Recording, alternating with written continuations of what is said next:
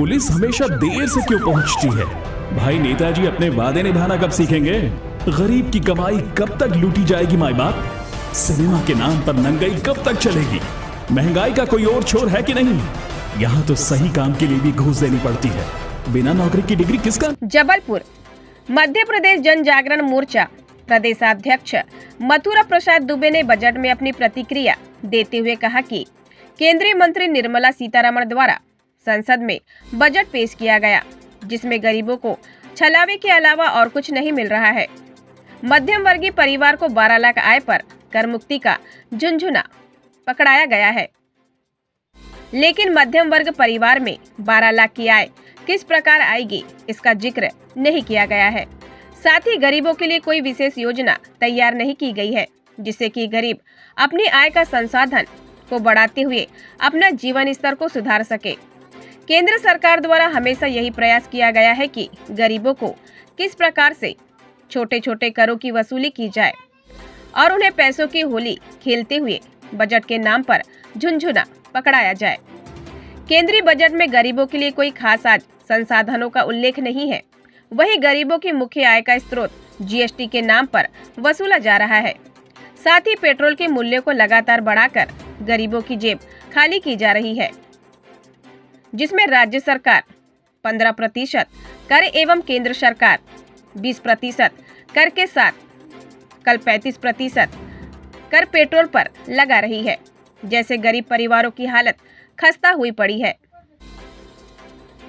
साथ ही हमारे media team को जानकारी देते हुए बताया कि 12 लाख आय को कर मुक्त करने वाले बजट में 12 लाख आय संसाधनों का जिक्र नहीं है। दलवीर सिंह जस्सल ने किया गया, जिस पर राष्ट्रीय कार्य समिति सदस्य AICC अल्पसंख्यक विभाग दलवीर सिंह जस्सल ने कहा कि मध्यम वर्गीय परिवार 12 लाख आय पर आयकर छूट के नाम पर प्रायोजित झूठी वाहवाही लूटी जा रही है।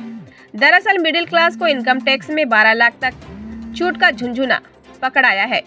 जब आय ही नहीं तो इनकम टैक्स कैसा? जरूरत है आय के साधन उपलब्ध करवाने की, युवाओं को रोजगार की, जिस पर बिल्कुल भी ध्यान नहीं दिया गया है। बेहतर चिकित्सा, बेहतर शिक्षा के विषय को छोड़ दिया गया है। आयकर में छूट के नाम पर राहत दी और जीएसटी के माध्यम से वापस भी ले ली गई। आज के समय में मध्यम वर्गीय परिवार व महंगाई से त्रस्त है। डीजल पेट्रोल को जीएसटी के दायरे में लाकर मूल्य नियंत्रण के वादों पर ध्यान नहीं दिया गया है। किसानों को MSP की गारंटी के वादे किए गए थे। आज देश का किसान अपना ऋण न चुका पाने के कारण आत्महत्या कर रहा है। पर बड़े बड़े वादे करने के बाद भी बजट पर किसानों की सुविधाओं के बारे में कुछ नहीं किया गया है।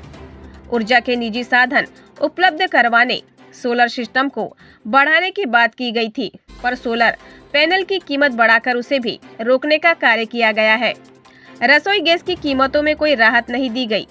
देश में नित बढ़ती जनसंख्या को देखते हुए उसके आवागमन के साधनों जैसे रेल, वायुयान या अन्य विकल्पों पर बिल्कुल ध्यान नहीं दिया गया है। संपूर्ण देश की आय को 24% हिस्सा कर्ज के ब्याज में जा रहा है और आप विकसित भारत के सपने दिखा देश की आवाम को भ्रमित कर रहे हैं। जबलपुर मध्य प्रदेश से ब्यूरो चीफ राजकुमार यादव की खास रिपोर्ट। बताना चाहेंगे, भारत सरकार ने कल ही बजट पारित किया है और बताया जा रहा मध्यम वर्ग के लिए बहुत ही लाभकारी उपहार है। यहाँ तक कि 12 लाख की आयकर विभाग में छूट भी है। क्या कहना चाहेंगे इस बारे में? वित्त मंत्री महोदया जी ने कल जो बजट पेश किया है, उस बजट में मध्यम वर्ग के किसी को भी कोई लाभ प्राप्त नहीं हो रहा, जबकि पेट्रोल और में जो डीजल जो कुल 40% जो बैरल में जिनको लगता है, वही मध्य प्रदेश में कुल 15% आपका स्टेट गवर्नमेंट ले रही है, 20% आपकी केंद्र सरकार ले रही है, जबकि इनको ये कम से कम जीएसटी पेट्रोल डीजल में करना चाहिए। ऐसी और भी कोई वस्तु जिसमें हर वस्तु में कोई भी चीज़ लेंगे सब में जीएसटी लग रहा है, इसको ख़त्म करना चाहिए, इसमें कम से कम GST लगाना चाहिए, जिससे कि आम जनता को एक राहत प्राप्त हो और आगे जो भी GST जो लगाते हैं लोग, टैक्स लगाते हैं, उसमें कम से कम उसको टैक्स लगाया जाए। पेट्रोल को GST के दायरे में लाने के लिए भी ऐसे पहल किया जा रहा था, लेकिन फिर भी नहीं लिया गया है। क्या ये सही निर्णय है क्या? बिल्कुल, पेट्रोल डीजल में जो राहत मिलना चाहिए, आज 40 रुपये केंद्र सरकार को पड़ रहा है लीटर, और हर 107 रुपये लीटर इन लोग स्टेट गवर्नमेंट को दे रहे हैं, तो इसको इन्हें कम से कम किया जाए। मध्य प्रसाद दुबे, प्रदेश अध्यक्ष, मध्य प्रदेश जन जागरण मोर्चा। 2025 के स्तर से बजट पारित हुआ है, बताया जा रहा है मध्यम वर्ग के लिए बहुत अच्छा एक आया हुआ है, और यहाँ तक कि 12 लाख की छूट भी मिली है। क्या कहना चाहेंगे इस बारे में आप? मैंने बजट देखा, निर्मला सीतारमण जी ने जो बजट पेश किया, पूरे हॉल में, संसद भवन में मोदी मोदी, बीजेपी का हल्ला नारा लग रहा था। सुबह अखबारों में पढ़ा, उसमें भी सब लिखा हुआ है कि मध्यम वर्गीयों को बहुत फ़ायदा, 12 लाख तक की इनकम तक छूट। हम ये पूछना चाह रहे हैं कि 12 लाख की इनकम छूट में आपने अगर फ़ायदा गिनवा रहे हैं, तो 12 लाख की रकम आएगी कहाँ से? आए आम पब्लिक कहाँ से लेके आएगी? आम नौकरी पेशा जो है उसकी 12 लाख कहाँ से हो जाएगी? आम जो व्यापारी है वो 12 लाख नहीं दे पा रहा है। आपने दिखा दिया कि 60% लोगों को फ़ायदा मिलेगा, तो 60% लोगों को फ़ायदा कम मिलेगा जब उनकी 12 लाख से ऊपर की इनकम होगी। आप ये झुंझुना पकड़ा के क्या बताना चाह रहे हैं? फिर आ जाओ आप किसानों पे। किसानों के लिए आपने MSP देने की गारंटी पे बातचीत की थी।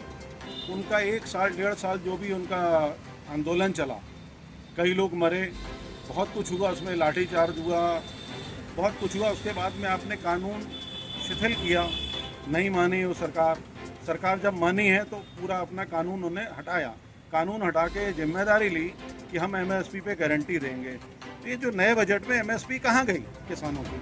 आज किसान मर रहा है, दोबारा बॉर्डरों पे बैठा हुआ है, आप उनको फिर दिल्ली नहीं आने दे रहे हैं। दिल्ली क्या पाकिस्तान हो गई क्या? आप बजट में आपको किसानों का ध्यान रखना चाहिए। फिर आ जाएँ अपन मध्यम वर्गीय परिवारों पर। आज पेट्रोल पे आपने हम कह रहा है कि GST पे दायरे में लेके आएंगे, जिससे आपका रेट कम होगा। पेट्रोल डीजल आज तक पता नहीं चल रहा है, अंडरग्राउंड रोज़ बढ़ जाता है, रोज़ घट जाता है, 2 रुपये बढ़ा देते हैं, 1 रुपये घटा देते हैं। आम आदमी बेरोजगारी और महंगाई से त्रस्त हो चुका है, और आप अपने बजट का झुंझुना जोर जोर से बजा के मोदी मोदी मोदी मोदी के नारे लगवा रहे हैं। एक चीज़ और बताना चाहूँगा मैं, बजट में आप इतने अपने आप को सिंसियर समझते हैं, तो आपने जनसंख्या, भविष्य की जनसंख्या को देखते हुए आपने आवागमन के साधनों में क्या बढ़ोतरी की? आपने एक भी नई ट्रेन शुरू की क्या? उल्टा जो पुरानी पहले की ट्रेनें चल रही थी उनको बंद कर दिया आपने कोविड के टाइम से, वो दोबारा चालू नहीं की। आपने नई ट्रेनों का साधन नहीं किया, नए आपने प्लेन नहीं लगाए, तो आम पब्लिक क्या बैलगाड़ियों में चलेगी दोबारा? कहाँ से आम पब्लिक को साधन, यातायात के साधन कहाँ से मिलेंगे? आपने कोई प्रावधान नहीं रखा गया। बस आपका काम है सिर्फ लोगों को झुंझुना दिखाओ, सुनाओ बस, और आप दूसरे तरफ उनको लगा दो, उनको आपको मालूम न चले उनको कि करना क्या है। बेचारे महंगाई से त्रस्त हैं। मैं सिर्फ इतना ही बोलना चाहूँगा कि आप गलत रास्तों पे गलत तरीके से अपना महिमा मंडन ना करें। शिक्षा और हेल्थ के बारे में क्या है कहना चाहेंगे इस बारे में? शिक्षा में भी हमें तो नहीं लग रहा कि कुछ दिया गया, हमें ऐसा बजट में कुछ समझ में नहीं आया शिक्षा के लिए कुछ बजट में मिला हो छात्रों के लिए। झुंझुना जरूर आप बता रहे हैं, कुछ नहीं मिला है आपको। साथ ही देखा गया है कि बिहार राज्य को विशेष प्राथमिकता देते हुए बजट में स्थान दिया गया है, ऐसा क्यों? क्योंकि आगे भविष्य में बिहार में चुनाव होने वाले हैं। बिहार एक छोटा सा राज्य, छोटे से राज्य को इतना बड़ा बजट में हिस्सा दे दिया। मध्य प्रदेश यूपी की जनसंख्या को देखते हुए मध्य प्रदेश यूपी के लिए क्या किया आपने? आप अपनी ज़रूरतें आपकी जहाँ हैं आप वहीं पे जा रहे हैं। आपको बजट सिर्फ एक बिहार का चुनाव दिख रहा है जो बिहार में आपने दिया है। मैं इतना ही कहना चाहूँगा इस बजट में। मेरे हिसाब से बजट लोकतंत्र की हत्या करने के बराबर है। आप सिर्फ लोगों को बेवकूफ़ बना के जीतते चले आ रहे हैं। आम पब्लिक को आप बेरोजगारी और ज़रूरत के लिए जो उनको चीज़ें चाहिए वो आप मुहैया नहीं करवा पा रहे हैं। मैं दलवीर सिंह जस्सल, राष्ट्रीय कोऑर्डिनेटर अल्पसंख्यक विभाग, दिल्ली।